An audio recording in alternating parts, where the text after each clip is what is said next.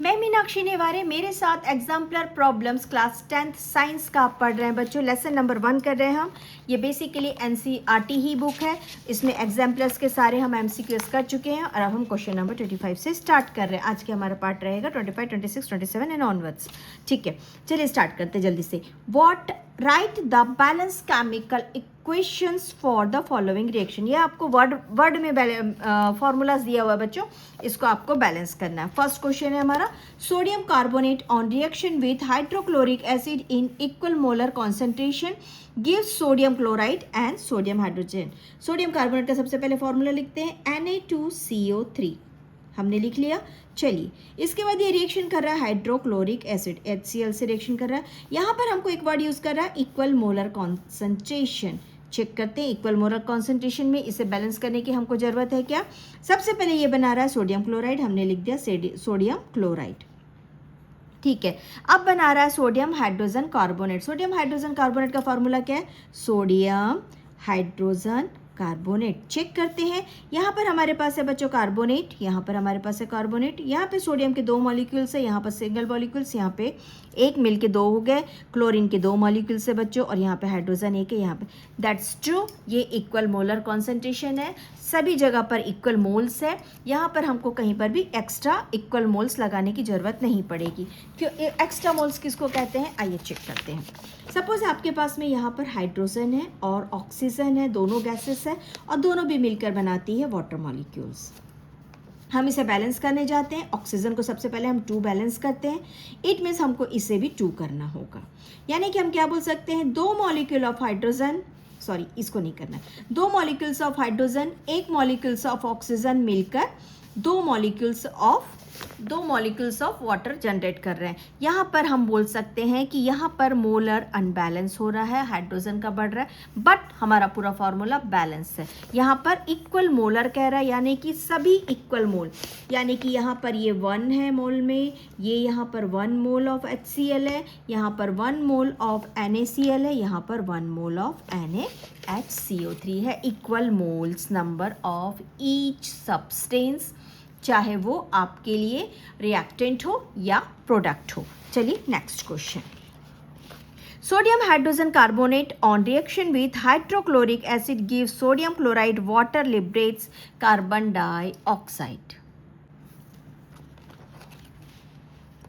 हम question number 2 कर रहे हैं बच्चों। Sodium hydrogen carbonate on reaction with hydrochloric acid. आइए सोडियम हाइड्रोजन कार्बोनेट का हम फॉर्मूला लिखते हैं NaHCO3 सॉलिड फॉर्म, ठीक है, विथ हाइड्रोक्लोरिक एसिड HCl हमेशा एक्वस फॉर्म में रहता है बच्चों, और ये मिलकर बना रहा है sodium chloride. Write down NaCl हमको एक्वस फॉर्म में मिलेगा, write down aqueous form. Now ये एक्वस फॉर्म में हमको मिल गया। अब साथ में क्या बना रहा है बच्चों, ये वाटर है तो वाटर बना रहा है H2O, साथ में लिबरेट्स कर रहा है carbon dioxide, that is CO2 gaseous form में और हाइड्रोजन लिक्विड फॉर्म में। चलिए हम बैलेंस करके देते हैं। Sodium 1, hydrogen 1 N1 2, hydrogen 2, carbon 1, oxygen 3, oxygen 1 and 2 3, यानी कि ये हमारा बैलेंस फॉर्मूला है। चलिए नेक्स्ट क्वेश्चन नंबर 3। आइए, copper sulphate on treatment with potassium iodide precipitate cuprous iodide Cu2I2 liberate iodine gas and also forms potassium। चलिए इसको हम लिख लेते हैं बच्चों। सबसे पहले हम लिख रहे हैं कॉपर सल्फेट। कॉपर सल्फेट कैसा रहेगा, एक्वस फॉर्म में रहेगा, लिख लिया हमने एक्वस फॉर्म में। नाउ हम लिख रहे हैं treatment with potassium iodide. Potassium iodide का फॉर्मूला क्या है, Ki किस फॉर्म में रहेगा बच्चों, ये रहेगा एक्वस फॉर्म में। नौ बना क्या रहा है बच्चों, cuprous iodide. Write down Cu2I2 कैसे रहेगा बच्चों, सॉलिड फॉर्म में रहेगा। Liberate iodine gas, iodine gas का हम लिबरेशन लिख लेते हैं बच्चों। Write down I2 gas. Now और क्या बोल रहा है, and also forms potassium sulphate. Potassium sulphate का फॉर्मूला क्या है, K2SO4, और ये रहेगा एक्वस फॉर्म में। चलिए हम इसको थोड़ा सा बैलेंस करना पड़ेगा बच्चों, क्योंकि यहाँ पर शुरुआत में ही दिख रहा है, यहाँ पे कॉपर 2 है, यहाँ पे कॉपर 1 है और यहाँ पर कॉपर 2 है। तो हम सबसे पहले क्या करेंगे, कॉपर को बैलेंस करने के लिए 2 लगाते हैं।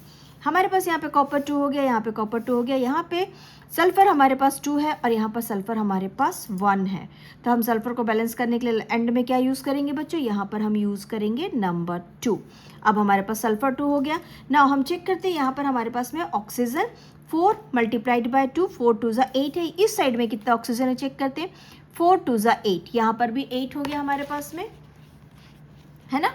ठीक है, आप लोग को दिख रहा है फिर से एक बार, कॉपर 2 है, कॉपर हमने 2 कर लिया। नाउ सल्फर यहाँ पर 2 हो गया, यहाँ पर भी सल्फर 2 हो गया। ऑक्सीजन 4 2 ज़ा 8 है, ये भी 4 2 ज़ा 8 हो गया।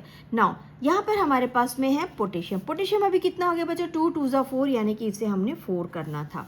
जैसे पोटेशियम 4 होता है हम आयोडाइड चेक करने आते हैं। आयोडीन यहाँ पर बच्चों 2 है और यहाँ पे 2 है, यानी कि आयोडीन बैलेंस हो गया। अब इससे ज़्यादा आप लोग को इसमें बैलेंस करने की ज़रूरत नहीं है। डन। चलिए हम कर रहे हैं हमारा next question, question number 26। Let's start question number 26। A solution of potassium chloride when mixed with silver nitrate solution on insoluble white substance is formed. Write the chemical reaction involved and identify the type of reaction. First of all हम यहाँ पर लिख रहे हैं बच्चों इसका reaction, write down. पहले बोल रहा पोटेशियम क्लोराइड KCl, ठीक है। When mixed with silver nitrate, silver nitrate का फॉर्मूला क्या है, AgNO3, अर्जेंटम कहते हैं सिल्वर को, AgNO3। नाउ अब क्या होता है बच्चों, देखो मैं थोड़ा सा रफ कर रही हूँ यहाँ पे नीचे, जस्ट यहाँ पर हमारे पास में जो पोटेशियम पॉजिटिव है, ठीक है, और साथ में कौन है, सिल्वर पॉजिटिव है, ये अपने नेगेटिव पार्टनर को एक्सचेंज कर रहा है, यानी कि ये जो Cl है वो इसके पास आ जाएगा नेगेटिव पार्टनर, और ये जो NO3 है वो इसके पास आ जाएगा, नेगेटिव पार्टनर को एक्सचेंज कर रहे हैं, ठीक है। जब ये नेगेटिव पार्टनर को एक्सचेंज करें, इट मीन्स ये कौन सा टाइप ऑफ रिएक्शन हो गया, ये हो गया double displacement type of reaction. चलिए हम इस फॉर्मूला को कंप्लीट कर रहे हैं। ये क्या बना रहा है, ये बना रहा है KNO3 potassium nitrate plus silver chloride AgCl। आइए इसको हम S लिखते हैं, इसको हम लिखते हैं एक्वस फॉर्म में। AgNO3 जो है बच्चों वो हमारे पास में रहेगा एक्वस फॉर्म में, है ना, तो इसको हम लिख देते हैं एक्वस फॉर्म में, और यहाँ पर हम KCl को भी लिख देते हैं एक्वस फॉर्म में, ठीक है।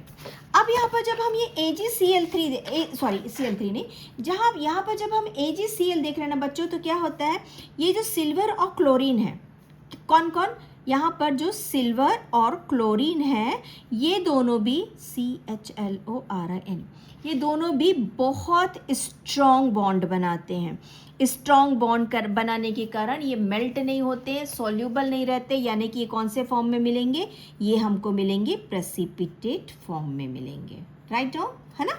ठीक है, चलिए हम रीजंस लिखते हैं कि जब हम इनको आपस में मिक्स करके एक नया केमिकल रिएक्शंस तैयार होता है, तो वो डबल डिस्प्लेसमेंट टाइप का होता है, जिसमें सिल्वर और क्लोराइड का जो कॉम्बिनेशन रहता है वो इतना स्ट्रॉन्ग बॉन्ड होता है, जिसकी वजह से ये हमको प्रेसिपिटेशन फॉर्म में मिलता है।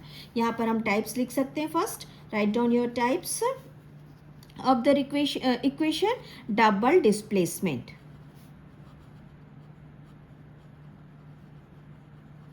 वाई, आइए रीजन लिखते हैं। द पॉजिटिव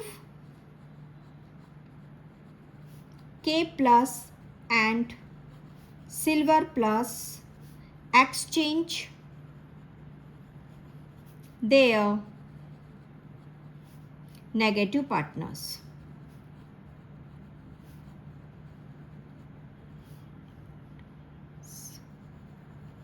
ठीक है, चलिए नेक्स्ट क्वेश्चन। यहाँ पर आप डबल डिस्प्लेसमेंट का डेफिनेशन लिख सकते हैं।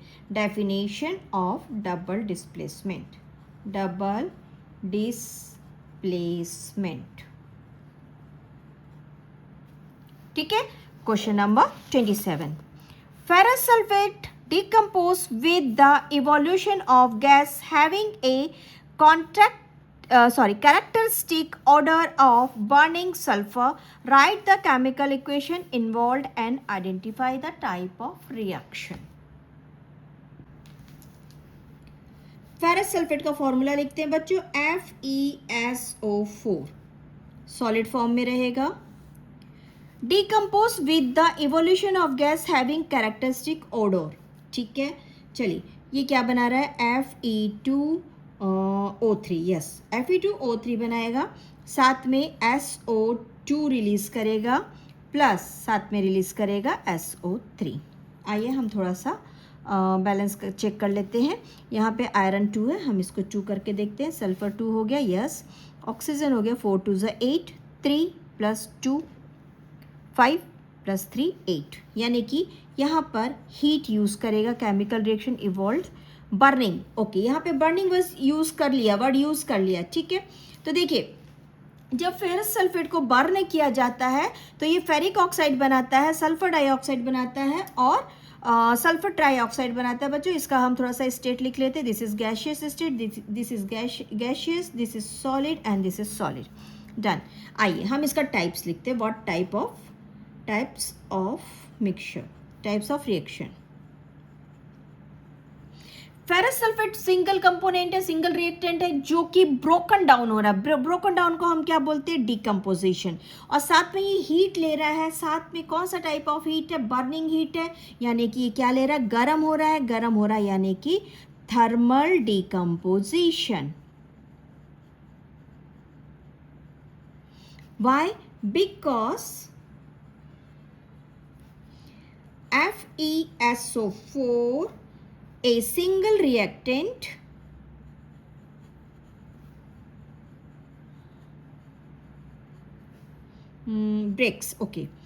breaks down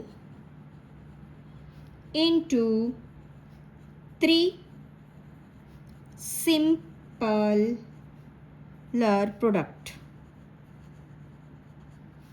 using heat. Okay, चलिए हम कर रहे हैं next question. Why do fire flies glow at night? Very important question. आप लोगों ने रात को जुगनू देखा बच्चों? हम क्या बोलते हैं कि जुगनू क्यों चमक रहे हैं? हमारा आंसर यही है, ठीक है। हम जो बेसिक आंसर है वही लिखते हैं। फायर फ्लाइज have enzyme या contains enzyme like enzyme का नाम है बच्चों luciferin,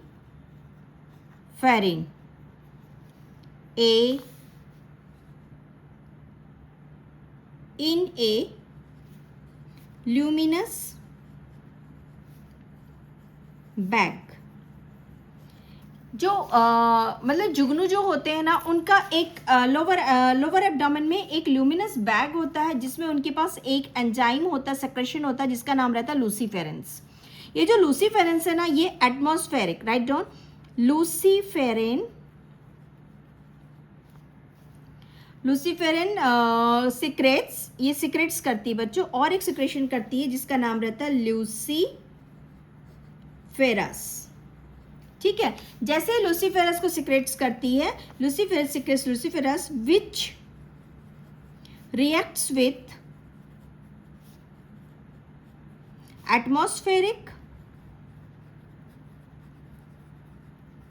मैग्नीशियम, बहुत ही शॉर्ट फॉर्म में मैंने आप लोग को लिखाया है, and oxygen, which glow in the night. Clear? चलिए next question number 29। Grapes having an on the plant do not ferment but after being plucked from the plant can be fermented. Fermented माने क्या है? आप लोग को याद है fermented?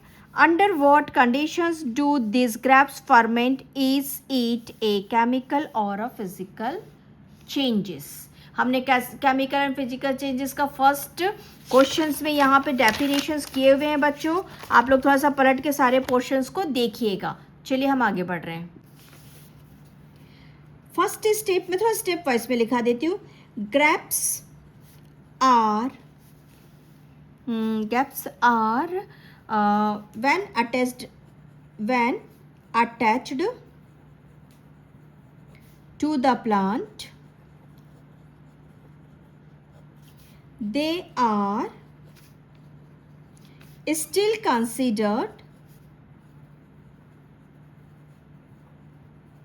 As living.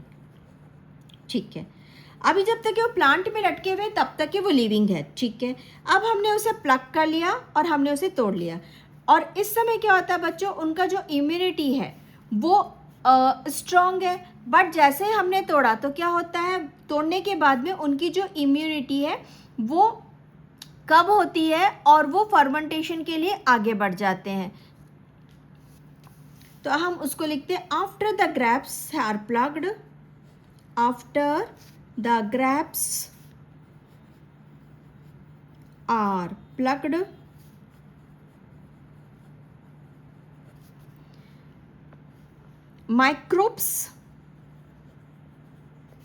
microbes are made to attack them। ठीक है, थर्ड पॉइंट हम लिख देते हैं। इस समय क्या होता है बच्चों, अगर एयर नहीं मिला, इन आपने किसी कंटेनर में रख दिए, in the absence of air to form they form alcohol.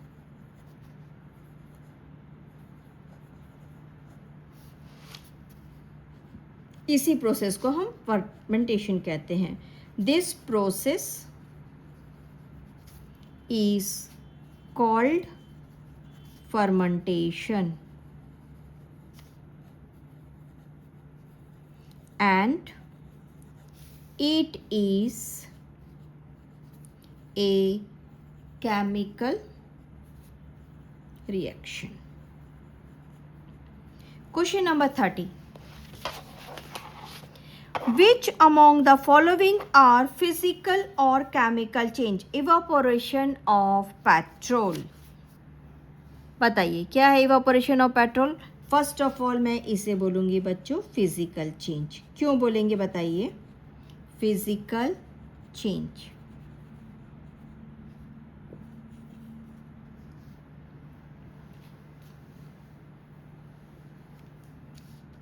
बता सकते हैं आप लोग। पेट्रोल को जैसे ही हमने यूज़ किया गाड़ी में डाल के, वो क्या हो गया, वो डायरेक्ट ही एक एनर्जी फॉर्म में कन्वर्ट हो गया। हमने इसे लिक्विड फॉर्म में लिया था, ठीक है, और वो कौन से फॉर्म में चला गया, गैशियस फॉर्म में चला गया। ठीक है, और एनर्जी रिलीज़ किया या हीट रिलीज़ किया, यानी कि इसने पेट्रोल से कोई और दूसरे फॉर्म में नहीं चेंज हुआ है। तो write down, petrol just change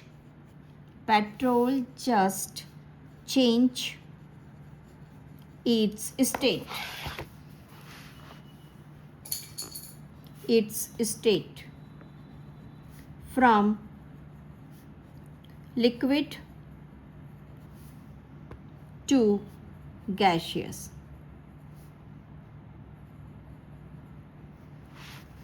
and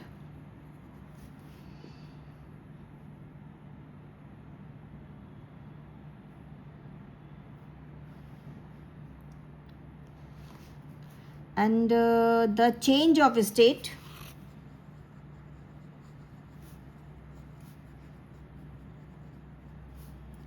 can be reversible, therefore it is a physical changes। Burning of liquefied petroleum,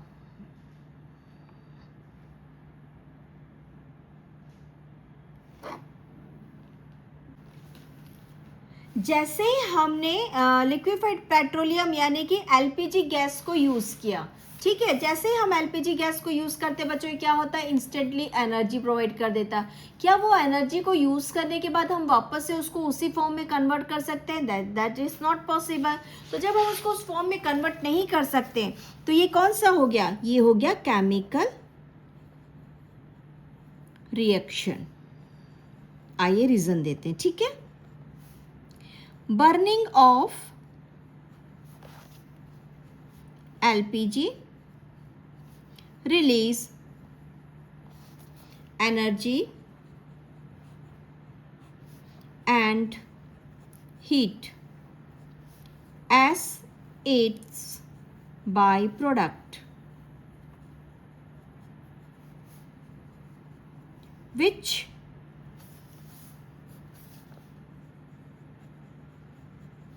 cannot be converted back to the original reactants.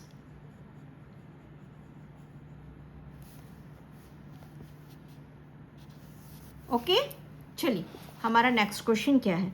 Heating of an iron rod to red hot, heating of an iron rod to red hot.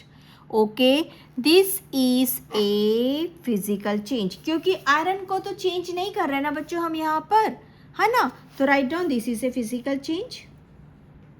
This is a physical change. Imagine करिए कि आपके पास में एक knife है, चाकू है, और आप उसको गैस पे रख रहे हैं और वो हीट हो गया और उसके बाद आपने उसे ठंडा कर दिया. ठंडा करने पर भी तो वो आयरन ही रहेगा ना. ठीक है, टेम्परेचर क्या करेगा, उस ऑब्जेक्ट को सिर्फ गर्म करेगा. यानी कि वो पहले हॉट हुआ फिर वापस से वो मेल्ट होके, पहले मेल्ट हुआ फिर वापस से वो मेल्ट तो नहीं हुआ, बट अगर मेल्ट भी हुआ तो वापस से आयरन बन गया. यानी कि reversible reaction. Write down reversible reaction. इससे ज़्यादा हमको इसमें कुछ लिखने की ज़रूरत नहीं है. Now curding of milk. Curding of milk क्या होना चाहिए, क्या आप दही बनाने के बाद वापस से उसे दूध बना सकते हैं, नॉट पॉसिबल. तो फिर ये तो केमिकल चेंजेस हो गया है ना. Write down this is a chemical changes.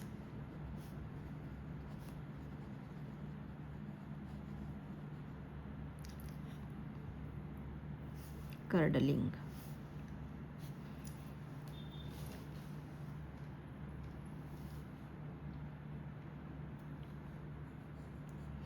It is irreversible reaction in which the composition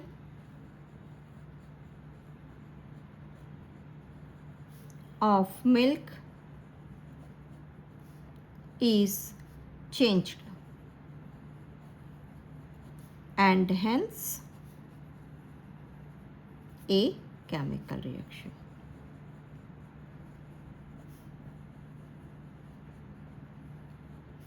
next question. Sublimation of solid ammonia chloride. आप लोग के हिसाब से बताइए क्या होना चाहिए. मेरे हिसाब से फिजिकल रिएक्शन होना चाहिए. क्यों होना चाहिए, चलिए रीज़न देखते हैं. सबसे पहले बच्चों हम एक काम करते हैं, अमोनियम क्लोराइड को लिख लेते हैं NH4Cl. ठीक है, जैसे ही हम इसका रिएक्शन देखते हैं ना तो ये देखते हैं NH3 बनाता है और ये गैशियस फॉर्म में बना रहा है, और ये क्या कौन से फॉर्म में, ये सॉलिड फॉर्म में. ठीक है, और साथ में क्या बना रहा है, HCl जो ऑलरेडी गैशियस फॉर्म में.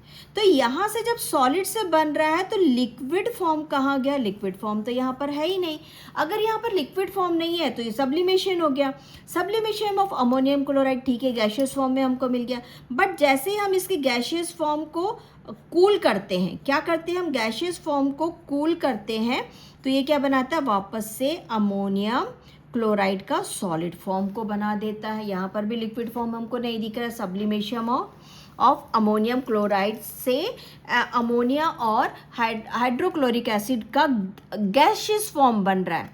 ठीक है, इस कंडीशन में केमिकल चेंज तो हो रहा है, केमिकल चेंज हमको दिखाई दे रहा है, बट वहाँ पे क्या हो रहा है बच्चों, वो फिजिकल चेंज में कन्वर्ट हो जा रहा है. क्योंकि रिएक्शन कैसा हो गया, रिएक्शन हो गया आपके पास में रिवर्सिबल. रिएक्शन कैसा हो गया, रिएक्शन हो गया रिवर्सिबल. और जो रिवर्सिबल रिएक्शन है वो क्या है, वो है फिजिकल चेंजेस. ठीक है, चलिए हम करते हैं नेक्स्ट क्वेश्चन. एक काम करते हैं बच्चों, इसको हम आंसर फॉर्म में लिख लेते हैं. मैंने थोड़ा सा केमिकल फॉर्म में से इक्वेशंस बना के समझा दिया.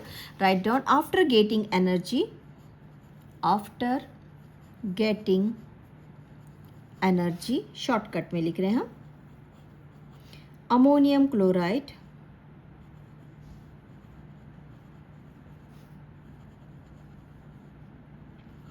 evaporates.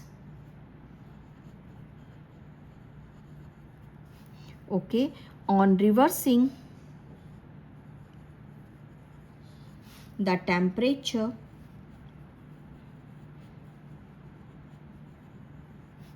it goes back to previous solid state.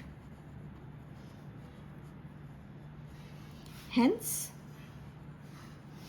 it is a reversible reaction. है ना? चलिए हम करें next question. That is our question number 30 and 31. Question number 31. During the reaction of some metals with dilute hydrochloric acid, following observation are made. Silver metal does not show any changes. Silver सबसे पहले देखो हम हमारा reaction किससे करवा रहा है. ये जो मतलब ये जो during the reaction of some metals का रिएक्शन किससे करवा रहा है. डिल्यूट सिल्वर हाइड्रोक्लोरिक एसिड से. यहाँ पर हमसे बोल रहा है सिल्वर मेटल क्या होता है बच्चों. लेस रिएक्टिव होता है. ठीक है. और यहाँ पर हाइड्रोक्लोरिक में H जो है वो मोर रिएक्टिव है. यहाँ पर जो सिल्वर है ना बच्चों वो क्या है ना, लेस रिएक्टिव है. Write down, less reactive than hydrogen. ठीक है. अब क्योंकि silver less reactive than hydrogen है तो ये क्या करेगा, HCl में से हम ऐसा लिखते हैं, it can not displace hydrogen from dilute HCl.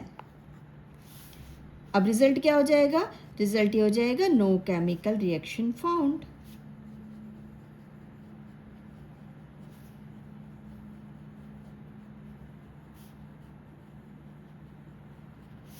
चलिए बी देख रहे हैं हम. क्या बोल रहा है, टेम्परेचर राइज विथ एल्यूमिनियम. जैसी एल्यूमिनियम का HCl के साथ में रिएक्शन होता है बहुत सारी एनर्जी रिलीज होती है. एक काम करते हैं, हम सीधा केमिकल इक्वेशन लिख के देखते हैं. HCl that is AlCl3 aluminium chloride. Hydrogen release होगा और साथ में क्या होगा बच्चों, हीट रिलीज होगा. इस कंडीशन में थोड़ा सा बैलेंस कर लेते हैं. एल्यूमिनियम 1, क्लोरीन 3 है तो क्लोरीन को 3 किया हमने. क्लोरीन को 3 करने से नहीं चलेगा, यहाँ पे गड़बड़ हो रहा है. इसको हमको इवन नंबर्स करना है, दैट इज़ 6 और इसको हम करते 2. तो एल्यूमिनियम भी हमारे पास में हो गया 2. ये 2 H हमको बैलेंस करना होगा, दिस इज 6 तो ये हो गया 3. चलिए ठीक है, ये बैलेंस फॉर्म हो गया. ठीक है. अब यहाँ पर हमको क्या लिखना है, the reaction between, write down, the reaction between aluminium and dilute HCl release large amount of heat energy. The released heat raises the temperature of mixture.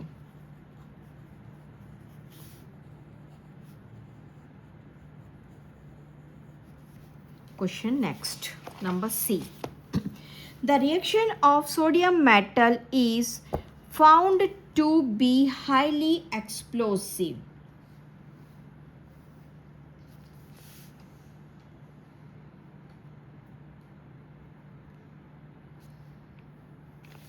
Yes, इसको इस फॉर्म में लिखते हैं हम.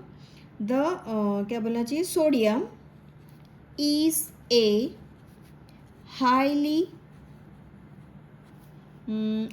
Reactive base.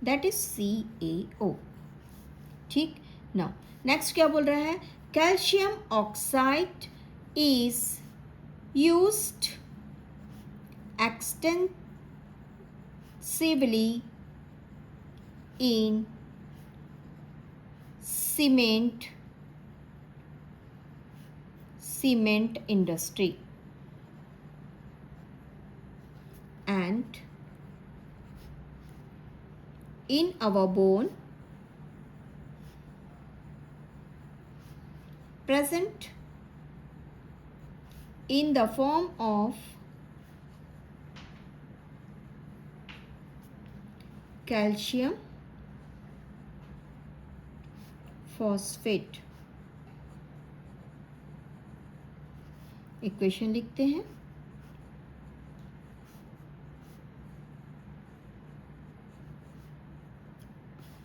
अब बताइए कि कैल्शियम ऑक्साइड को डिसॉल्व करने पर क्या मिला.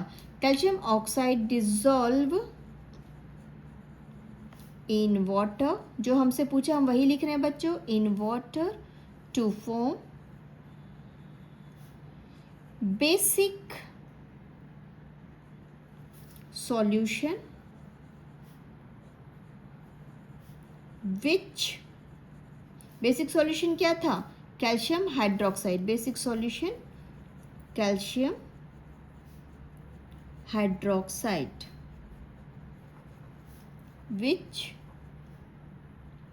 बेस का प्रॉपर्टीज क्या है, विच टर्न्स रेड लिटमस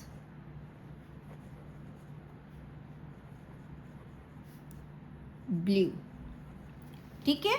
चलिए हमारा question number 33.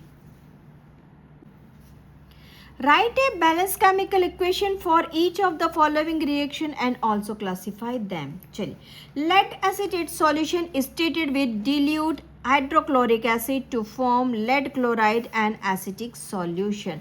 First of all लिखिए lead acetate का फॉर्मूला PB ब्रैकेट में CH3COO ट्वाइस. अब क्या हो रहा है, ये HCl के साथ में रिएक्शन कर रहा है बच्चों. ठीक है, HCl के साथ रिएक्शन करने के बाद ये बनाता है लेड क्लोराइड प्लस CH3COOH. इसे मैंने पहले से प्रिपेयर किया हुआ है, इसलिए डायरेक्टली ही 2HCl लिख रही हूँ. अब आप देखिए लेड जो है यहाँ पर क्लोरीन के साथ में आके अटैच हो गया है और यहाँ पर हमारे पास में यहाँ पर जो एसीटेट है वो कहाँ चला गया है, CH3 के पास चला गया. यानी कि यहाँ पे 2 रिप्लेसमेंट दिख रहा है जिसकी वजह से क्या हो जाएगा, double displacement. Right down double displacement. ठीक. Next question, a piece of sodium metal is added to absolute ethanol to form sodium ethoxide and hydrogen gas. आइए बनाते हैं for equation. Sodium is attached to ethanol C2H5OH. ठीक है. अब अच्छा बच्चों यहाँ पर जब मैं सारे इक्वेशंस लिखते जा रही हूँ ना तो जल्दबाजी में सॉलिड लिक्विड ये सब नहीं लिख रही हूँ, बट आप लोगों को इसे लिखते जाना है. This is liquid and this is solid. ठीक है, बट आप लोग को यहाँ पर इसके स्टेट्स लिखते जाना है. Aqueous solid aqueous. ठीक है. चलिए ये वाला हम कर रहे हैं. सोडियम हमको किस फॉर्म में मिलेगा बच्चों, सोडियम हमको मिलेगा सॉलिड के फॉर्म में. ठीक है. एथेनॉल कैसे फॉर्म में मिलता है, लिक्विड के फॉर्म में मिलता है. अब यहाँ पर हमसे क्या कह रहा है, सोडियम एथॉक्साइड मिल रहा है. सोडियम एथॉक्साइड का फॉर्मूला है C2H5ONA. और ये हमको क्या मिल रहा है बच्चों, ये हमको मिल रहा है सॉल्यूशन. सॉल्यूशन जनरली किस में होता है, एक्वस फॉर्म में होता है. ठीक है. नाउ दूसरा क्या मिल रहा है हमको, H2 गैस मिल रहा है, हाइड्रोजन गैस मिल रहा है. तो कोई किसी को यहाँ पे रिप्लेस करता हुआ दिखाई दे रहा है, कोई H2 अकेला ही है यानी कि सिंगल है. यानी कि कौन सा डिस्प्लेसमेंट हो गया, ये only single displacement. Only single displacement.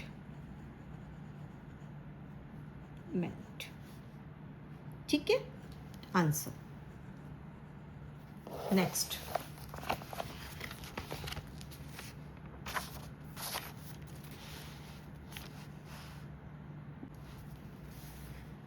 Iron 3 oxide on heating with carbon monoxide gas reacts to form solid iron and liberates carbon dioxide. पहले इक्वेशन लिखते हैं बच्चों. चलिए, ferric oxide Fe2O3 solid state plus carbon monoxide gas state.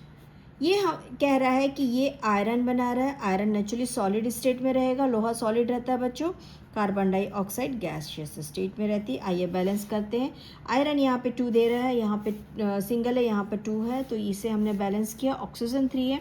Generally किसी भी चीज़ को जब आप बैलेंस करने जाते हैं ना, तो कोशिश करिए कि इवन नंबर्स के पास रहेंगे हम. यहाँ पर 3 है. एक काम करते हैं, यहाँ पर हमारे पास में कार्बन को हम 3 बना देते हैं. दिस इज 3 2 जा 6 और इसको 3 कर देते हैं. ये हो गया 3 2 जा 6. डन, ये हमारा बन गया. आइए हम टाइप ऑफ रिएक्शन देखते हैं. यहाँ पर जो आयरन है ना बच्चों, ये ऑक्सीजन को लॉस कर रहा है. लुक इट हियर, यहाँ पर ये ऑक्सीजन को लॉस कर रहा है, यानी कि रिडक्शन, यानी कि ये ऑक्सीडेशन रिडक्शन स्टेट पे आ गया. और कार्बन मोनोऑक्साइड जो है वो एक ऑक्सीजन को गेन किया है यहाँ पर, यानी कि ये क्या हो गया, ऑक्सीडाइज्ड हो गया. तो write down iron oxide losses oxygen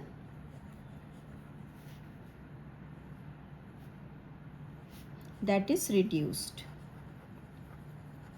Now carbon monoxide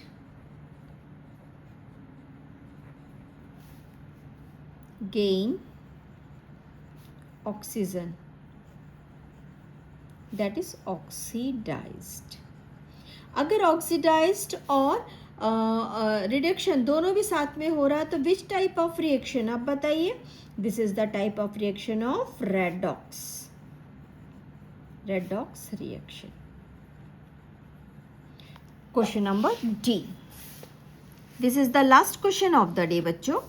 hydrogen sulphide gas reacts with oxygen gas to form solid sulphur and liquid water. आइए सबसे पहले हम रिएक्शन लिखते हैं.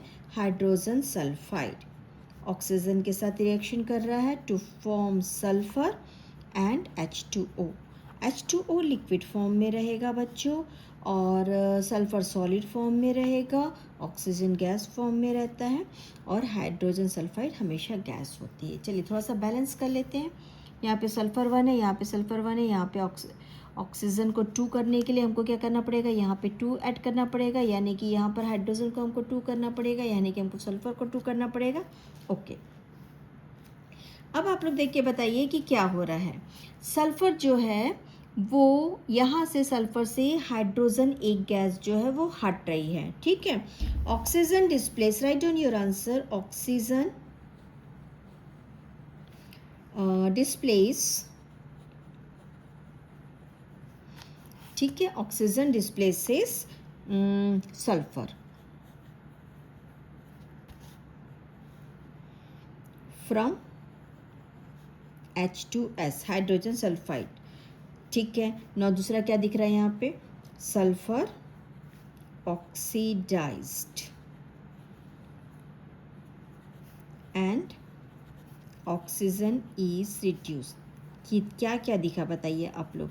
यहाँ पर हमको रिड्यूस दिखा, ऑक्सीडाइज दिखा, डिस्प्लेस दिखा. तो आप लिख सकते हैं टाइप ऑफ रिएक्शन, सॉरी बच्चों, type of reaction that is first displace दिखा तो डिस्प्लेसमेंट एंड रेडॉक्स रिएक्शन.